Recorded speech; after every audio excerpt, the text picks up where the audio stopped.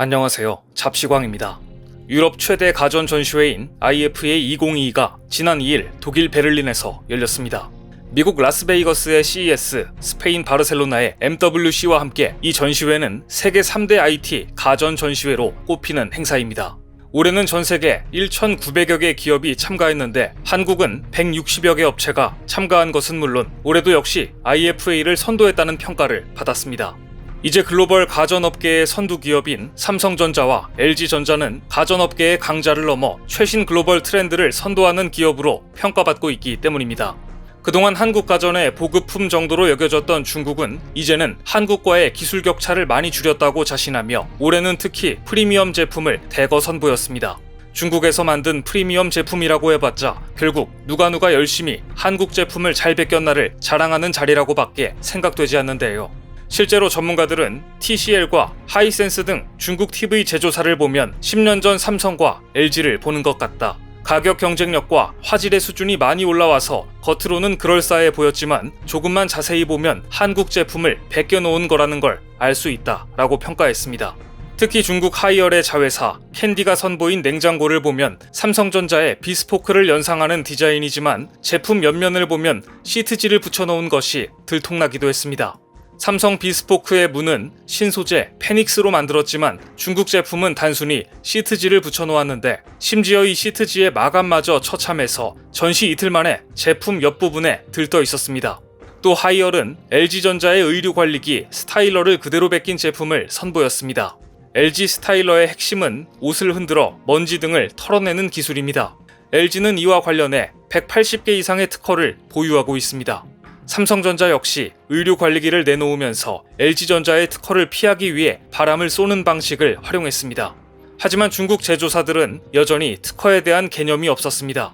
중국 하이얼은 LG전자의 특허를 그대로 따라한 스타일러 제품을 그것도 세계 최대 가전 전시회에 버젓이 내놓았습니다.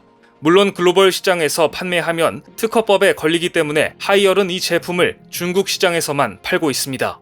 그런데 올해는 특히 IFA에서 중국 제품들이 그다지 주목받지 못했습니다. 중국이 러시아의 우크라이나 침공을 두둔하면서 반중 정서가 심화되었고 무엇보다 이번 IFA의 모토가 플라스틱 저감, 탄소 배출 적게와 같은 친환경이었는데 중국 제품들은 이런 모토와는 거리가 멀기 때문입니다.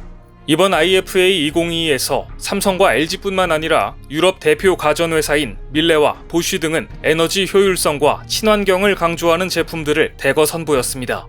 화려한 신모델을 공개하는 데 집중하기보다는 사회 흐름에 따른 지속가능한 비전을 논의하는 자리로 변모한 것입니다. 이것은 최근 유럽의 에너지난을 반영하는 것이기도 했습니다. 하지만 중국만은 여전히 에너지 효율이나 친환경보다 겉만 화려하고 디테일은 허접한 베끼기 전략을 고수하고 있었습니다. 사실 중국의 베끼기는 어제 오늘의 일은 아닙니다. 불법이지만 실제로 소송전까지 가도 처벌받을 가능성이 적을 뿐만 아니라 소송에 따른 결과가 나오기까지 오랜 시간과 비용을 투자해야 해 중국의 불법 카피에 대한 소송을 꺼리기 때문입니다. 이런 걸 잘 아는 중국은 이번에도 대놓고 한국 가전사들의 디자인과 기능을 카피했습니다. 중국 TCL이 이번 전시의 메인 자리에 내놓은 110인치 UHD TV는 삼성전자가 지난 1월 미국에서 선보인 타임리스 갤러리 디자인의 110인치 UHD TV와 판박이었습니다.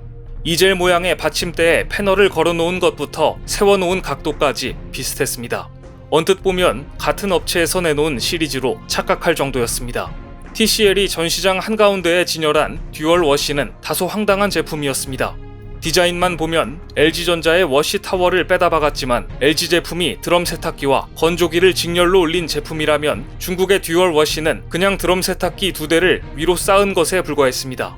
사실 세탁기와 건조기는 작동 메커니즘이 달라 일체형으로 위로 쌓기가 매우 어렵습니다. 단순해 보이지만 고도의 기술을 요하는 것으로 알려져 있는데요. 그런데 이런 기술까지는 불가능했는지 중국 TCL은 세탁기를 직렬로 그냥 쌓아놓아서 일체형인 척한 것입니다. 전자업계 관계자는 드럼 세탁기 2대를 위로 올린 것을 찾는 고객이 있을지 의문이라며 TCL의 듀얼 워시처럼 중국은 이번에도 자기들도 삼성이나 LG와 비슷한 제품을 만들 수 있다는 것만 보여줬을 뿐 실제 사용 편의성이나 제품 마감에서는 여전히 중저가 수준에 그쳤다고 평가했습니다. 이렇게 매년 베끼기에 치중한 중국 부스에 질려버린 관람객들은 참신한 아이템을 들고 온 한국 부스에 몰려들었습니다. 그 중에서도 한강의 명물인 즉석 라면 조리기가 선풍적인 인기를 끌었는데요. 오징어 게임이 에미상에서 여러 부문의 상을 휩쓸었던 그 열풍이 아직도 식지 않았는지 유럽 바이어들은 즉석 라면 조리기에 엄청난 관심을 보였습니다. 불닭볶음면, 신라면 등을 담은 일회용 라면 용기를 본 유럽 바이어들은 해당 제품을 개발한 회사 관계자들에게 작동 원리, 조리 상태 등에 대해 자세히 물었습니다.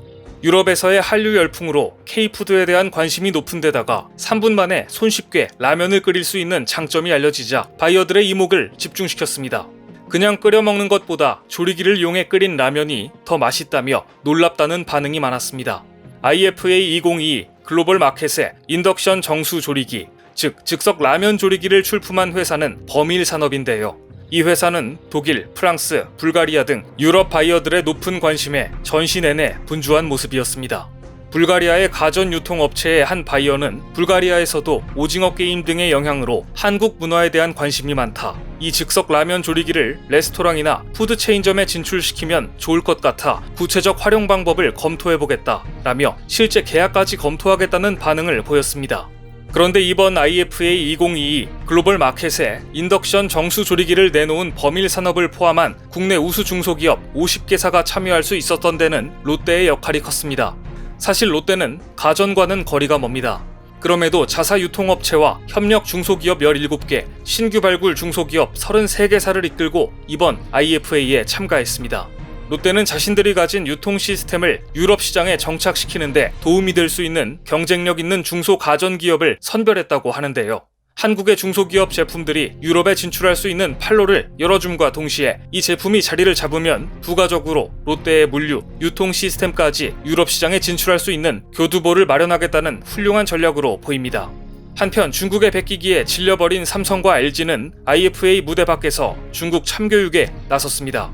얼마 전 삼성전자는 자사의 유튜브 공식 채널을 통해 최근 갤럭시 G 시리즈의 내구성을 테스트하는 과정을 공개했는데요. 공개된 영상을 보면 갤럭시 Z 플립 4를 물속에 집어넣거나 폴드4에 많은 물을 흩뿌립니다. 두 제품은 이 같은 악조건에도 이상 없이 작동합니다. 특히 삼성전자의 신형 휴대폰들은 IPX 8등급의 방수 등급을 받아 수심 1.5m에서 최대 30분간 견딜 수 있습니다. 최근 중국 제조사들도 본격적으로 폴더블 폰을 출시하고 있지만 삼성처럼 이런 방수 기능을 갖추지 못했습니다.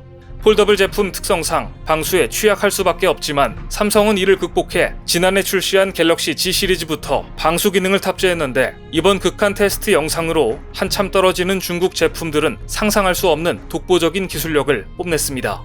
또한 참다 못한 LG전자는 중국 가전업체 TCL을 상대로 미국 텍사스 법원에 TV 관련 6개 특허 침해 금지 소송을 제기했습니다. 지난 2019년부터 TCL 측에 라이센스 갱신을 요구해왔지만 TCL이 3년 넘게 협상에 제대로 응하지 않자 소송을 제기한 것입니다.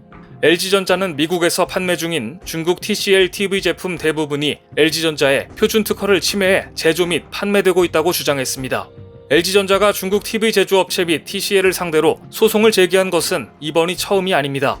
2019년에도 TCL과 하이어를 상대로 독일과 미국에서 TV 관련 특허 침해 금지 소송을 제기했고 승소한 바 있는데요. 특허는 기업이 오랜 시간 쏟아부은 연구개발과 투자 그리고 피나는 노력의 결실입니다. 그런데 노력 없이 베껴서 돈을 벌고 있으니 중국의 이런 나쁜 버릇은 마땅히 대가를 치러야 합니다.